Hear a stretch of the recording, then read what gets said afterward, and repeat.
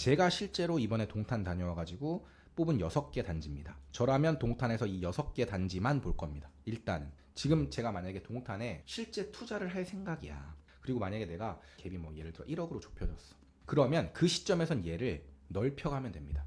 이 종합점수의 의미는 뭐냐면 기왕이면 높은 애에서 우선순위를 두고 먼저 고려해 보세요지, 점수가 높다고 해서 무조건 쟤만 투자하세요는 아니에요. 왜냐하면 여긴 뭐가 안 나와 있냐면 내 투자 금액이 얼마가 들어가는지 안 나와 있고, 전고점이 어디였는지가 안 나와 있고, 무슨 층인지 무슨 동인지도 안 나와 있고, 얘가 대단지 뭐 이런 건지도 뭐 브랜드고 이런 것도 잘 모르겠고, 그러니까 그 시점이 됐을 때 그 주변에서 얘랑 비슷한 레벨이라고 판단이 되면 그 아파트들 중에 제일 금매 가격으로 나오고, 그 다음에 신축이고 브랜드고 대단지고 알라를 찾으면 됩니다.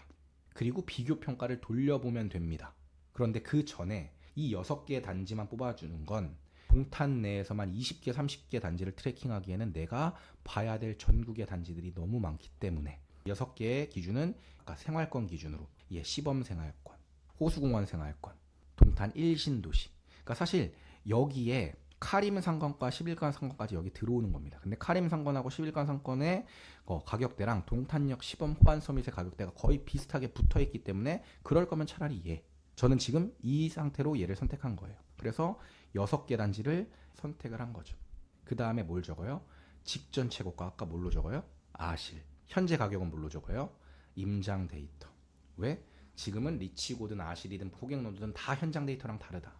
현장에서 내가 지금 현재 살 수 있는 가격을 완전 최저가 말고, 그러니까 완전 금매인데 지금 이거는 당장 뭐 잔금이 급해가지고 바로 빠져야 되는 물건이야, 이런 거 말고 금매 중에 요 정도 가격대면은 내가 지금은 뭐 한두 개 정도 고를 수 있어, 요 정도 느낌. 여기 가격대에서 당연히 지금 시점에서 조금씩은 내고 될 겁니다. 물론 지금 동탄 분위기가 작년 11월, 12월에 비해서 금매가 사라졌고 실제로 매물이 들어가고 있고 매수세도 조금 붙고 있고 이런 분위기긴 해요. 근데 어쨌든 지금 이 가격대에서 조금씩 한 1,200만 원씩은 조정이 되는 상태입니다. 자연스럽게 여기가 1순위고 2순위고 3순위니까 가격대도 자연스럽게 이렇게 줄 서 있죠. 가장 우선순위가 되는 거는 내 투자금에 맞다라는 가정하에 전고점 대비 제일 많이 떨어진 애를 고르면 됩니다. 4가지 요소를 한번 조금 더 자세하게 살펴볼게요. 일자리 교통 요소가 40점입니다.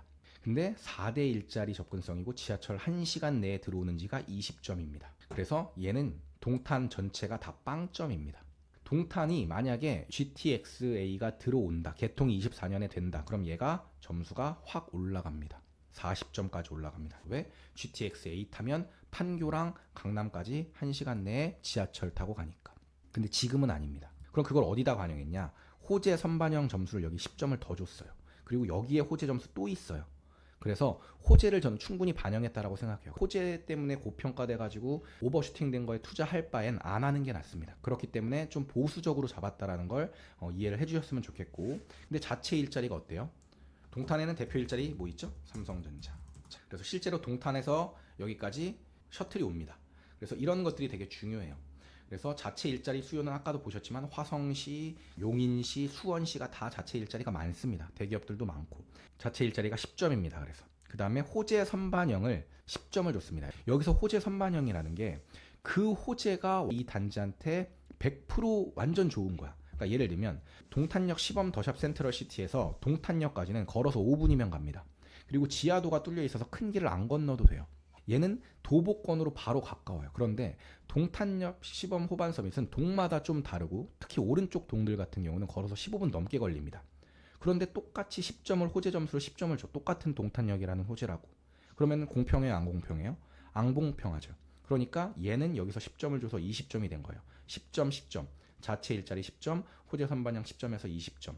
그 옆에 있는 호반 서밋이라는 단지는 5점을 감점해서 15점을 준 겁니다. 자, 학군. 초중 접근선, 초등학교와 중학교가 도보권으로 가능한지 여부에 따라서 10점 만점에 10점을 주시면 됩니다. 초중이 뺑뺑이니까. 그 다음에 그 도보권 15분 내에 학원가가 있는지, 혹은 전국구로 알아주는 학원가에서 셔틀이 오는 집, 이거는 그냥 10점 줘도 돼요. 그냥 도보권에 있는 거랑 거의 같은 효과라고 봐도 됩니다. 어차피 바로 타고 내리니까. 근데 그게 아니라 좀 어정쩡한 학원가인데 동탄 학원가가 목동 수준인가요? 평촌 수준인가요? 아니죠. 좋긴 하지만 그 정도 수준은 아니라는 거예요. 그러니까 도보권이면 10점을 줘. 도보권이 아니면 5점을 줘. 그것도 아니라면 빵점을 줘. 이렇게 되는 겁니다. 여기에서 선호중학교도 지역마다 좀 다릅니다. 예를 들어 공부를 엄청 잘하는 분당, 대치, 뭐 목동 이런 데 중학교랑 동탄이 아무리 뭐 공부를 잘하고 막 이렇게 주장하더라도 그런 데랑 같은 점수 주면은 당연히 안 되겠죠. 그러니까 여기도 5점씩의 차이는 줘야 된다는 겁니다. 학분을 봤을 때도 얘는 20점입니다. 초중 접근성이 초등학교, 중학교가 바로 옆에 붙어 있어요. 근데 여기서 어디서 감점을 받았냐면 학원가까지가, 얘는 학원가가 학원을 이쪽으로 안 보내고 얘 아파트 단지가 여기인데 학원가를 여기나 여기로 가야 돼요. 그러니까 좀 멀어. 좀 멀어. 근데 셔틀 타고 다니더라도 아까 뭐라 그랬어요? 얘가 뭐 평촌이나 뭐 목동이나 대치처럼 그렇게 좋은 학원가는 또 아니야. 그러니까 만점을 주기가 애매한 거죠. 근데 반대로 얘는 학원가 점수를 높게 받았어요. 왜? 여기까지 걸어 다닐 수 있으니까. 이런 식으로 이제 점수를 좀 차별화된다라는 거죠. 그래서 얘는 20점인데 얘는 25점인 이유가 뭐예요? 초중 접근성도 좋고 학원가가 가까운데 얘는 학원가에서 5점 감점을 받은 거죠. 선호중학교는 똑같이 줬습니다. 만점을 주진 않았어요. 그 다음에 인프라, 병원이나 약국이나 프랜차이즈들이라 그러는 건 뭐예요?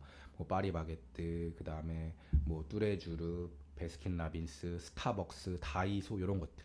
이런 것들이 많으면 많을수록 이 기업들은 뭐다? 다 입지 분석을 끝내고 들어온 데들이다. 그러니까 이런 데들이 많으면 많을수록 좋고, 백화점, 쇼핑몰, 공원 이런 것들도 당연히 많으면 많을수록 10점. 근데 여기서 유해 요소, 모텔촌이 많다. 예를 들면 동탄 1신도시, 거기 뭐 다 안마방, 노래방, 모텔들 이런 게 다 섞여 있어. 그러니까 동탄 1신도시는 다 마이너스를 받아가지고 이렇게 점수가 낮은 겁니다. 특히 얘 아이파크, 남동탄 광장과 북동탄 광장이 굉장히 좋다라고 생각하시는 분들이 있지만 거기는 유흥상권이 섞여 있기 때문에 감점을 받은 겁니다. 그래서 예를 들어 예를 설명드리면 병원, 약국, 프랜차이즈 좋아. 10점. 백화점, 쇼핑몰, 공원인데 백화점은 없고 쇼핑몰 괜찮아요. 그거 바로 앞에 홈플러스도 있고 그런 건 괜찮아. 5점 줬어요. 만점 주긴 애매해서. 왜?